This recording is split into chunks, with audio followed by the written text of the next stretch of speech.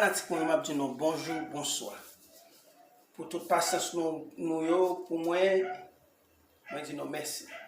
Je dis là côté nous venir avec une vidéo pour nous, côté nous pour montrer nous qui gens nous capable faire un jus mango avec figue sans blender. Je te dis non ça déjà c'est tout ça qui est difficile yo, nous-mêmes et maman 84 n'a venir yo facile.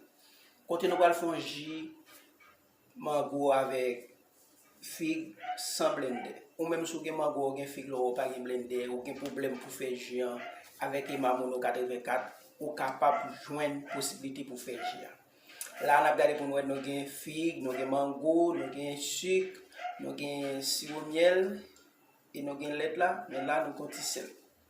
Ok? Là, nous sommes capables de mettre ça, nous voulons. Comme ça, nous sommes capables de faire le son, pas mettre parce que c'est des bagages tous liés.